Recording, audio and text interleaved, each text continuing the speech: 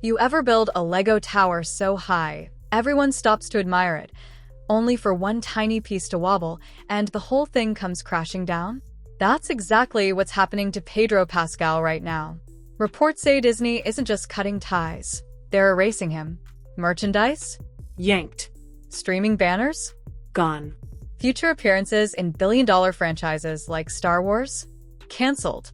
Rumors on the street say this goes way deeper than just a PR cleanup. Which, is a little strange because actors are not typically known for having wild social anxiety, since that is a very, very social job. But he also is extremely handsy with her, and she's also extremely handsy with him. Crushing Oberyn Martell's eyeballs. What do you mean? And I was so happy that people were asking for pictures with they were doing that? I don't understand And what. they'd be like, can I put my thumb in your eyes? Oh, Because I got my eyes crushed in. Oh, and they were like, can it device. turn into a thing to put their thumbs in? And then I stopped after a redness appeared. So the context. And then every video of the promotional, tour that I've seen from the Fantastic Four, he's touching her belly, touching her neck, her chest, hugging her from behind on the carpet, rubbing her arm, caressing her. And in my mind, like, if my boyfriend or husband was okay with me acting like that, I can tell you for certain he doesn't care about me. And the fact that he's getting away with it. Behind the scenes, studio execs are calling this a full-scale image collapse. Let's break down how Pedro Pascal, Hollywood's golden boy, went from global heartthrob to the face Disney is scrubbing from every shelf. This isn't just about pulling toys off shelves. This is corporate-level vanishing. Reports say that in less than 72 hours, Disney's entire consumer products division activated an internal purge of Pedro Pascal branded merchandise. Action figures, collectible helmets, even limited edition Mandalorian packaging, all halted. Sources say distribution centers received immediate takedown orders. Now, speaking of sort of the post-Me Too era, so Pedro Pascal, he checks all of the woke boxes. He says all of the right things about trans because his brother is a trans woman who is now going to get some sort of TV jobs, I guess. And he's been touring around with Vanessa Kirby in expectation of the premiere of the Fantastic Four movie. And the video is super weird of what Pedro Pascal does. So he claims that he has social anxiety. We're always holding hands when we're off carpet, by the way. So when you're thrown into very heightened environments, we kind of are there to always remind each other that we're not alone, that we're in this together. Because it's scary to go in front of cameras and do things. And it's also really, really fun. And so we are always grabbing onto one another to remind each other that we're not alone in any of it. Been a dream to join the MCU. The movie is called The Fantastic Four. I'll confess, I did all my stretching for real. Entire pallets of merch were rerouted to off-site storage, while stores were told to remove displays, some reportedly overnight. Without explanation, retailers are scrambling. One major toy store manager said, "We were ready to launch a Pedro-themed holiday set. Then corporate told us to act like it never existed." But here's where it gets darker. This wasn't just physical. Digital platforms were hit too. Reports say Disney Plus removed Pedro's face from all promotional thumbnails tied to The Mandalorian. Let's see what you got. What do you think? Oh, they're gorgeous and glowy. That's a beautiful. It's like cotton candy with the sparkles. I love a manicure. I am dedicating. Your nails are awesome. So are yours. Let's see your nails first. Oh, yes, of course. They're very nice. Yeah, they're very beautiful. And as a fan of your nails, I would like you to show them to me, please. Oh, come on, please. So the woman that he keeps touching in all the videos is actually pregnant. So she's a married woman to another man that's not Pedro. Landing page banners were swapped for ensemble shots. And one diehard fan even noticed that Pascal's voice was edited out of a promo reel for an upcoming season recap. An insider from Disney's branding team didn't mince words. This isn't a delay, it's erasure. The directive was, scrub him. Completely. You're in too many things, right? You're a great actor. Pedro Pascal is a great actor. I would never argue that he's not a great actor. Yo, bro. What's up, man? I'm surprised that wasn't Pedro fucking Pascal, all right? Because he's in too many things. He's in that car. Pedro Pascal was in my cereal this morning. Hey, we're gonna stop saying he's a great actor, and we're gonna stop doing that so we can stop thinking about him. And we're gonna stop thinking about him so we can stop being in things. Hey, Pedro Pascal, how many movies can you do? Have a family. Go on vacation. Whatever Disney saw behind the scenes, it wasn't just bad optics. It was enough to delete a leading man from one of the biggest franchises on Earth. Merch was just the warning shot. Now, the full studio sweep is underway. Reports say Pedro Pascal is being written out of multiple in-development projects, some that hadn't even been announced publicly yet. Whether they like it or not, they're never getting rid of me. He won't leave me alone. He's my yummy old man. I am your cool slutty daddy. What the hell is going on there, and how does Pedro Pascal get away with this? He was reportedly locked in for 2 major spin-offs. 1. A Mandalorian solo arc meant to bridge into new Star Wars lore. 2. A surprise Marvel cameo that insiders say was guaranteed to blow up Phase 7. Both are now dead in the water. Sources close to Disney's talent division say executives held a confidential strategy summit 2 weeks ago, where Pascal's future was officially labeled non-viable. One executive apparently used the phrase, "If we don't act fast, this turns into another PR sinkhole." And the fallout? Already visible. Fan expos and Star Wars celebration panels quietly pulled Pedro-focused content from their schedules. A planned spotlight segment on his character was replaced with a broader Legacy of Bounty Hunters theme. Meanwhile, the Disney Store? Gone. A $250 licensed Pedro cosplay set, complete with his exact helmet and voice chip, was delisted overnight. No explanation. No redirect. Just disappeared. The takeaway is brutal. Pedro Pascal is no longer canon. In Disney's universe, he doesn't just lose the role, he loses his existence in the story altogether. Here's the thing about Hollywood secrets. They don't stay secret for long.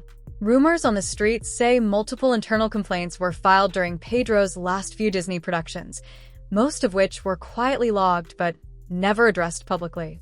One executive flagged his off-camera presence as difficult, erratic, and destabilizing for younger cast and crew. Others called his behavior dominant in the room and said it created a walking on eggshells dynamic during production. And then came the leaks. It started with fan accounts reposting old clips, moments that once looked charming but now feel off. In one interview from a Comic-Con panel, Pedro interrupts a co-star 3 times in under a minute, laughing over her answers, shifting the focus to himself. That clip? Reposted with the caption, "We thought it was charisma. Turns out it was control." It went viral overnight. Then came the real gut punch. A former Disney Plus director reposted a cryptic tweet. "Charm is a mask, and masks eventually slip." She didn't name names. She didn't have to. The replies were flooded with Pedro's name, side eyes, and timelines tracing every uncomfortable moment fans once ignored. Now the whispers? They're becoming a roar. And the longer Pedro stays silent, the louder it gets. In Hollywood, silence is the statement. Reports say several A-listers, actors who used to fawn over Pedro on press tours, talk shows, and awards carpets, are suddenly going dark.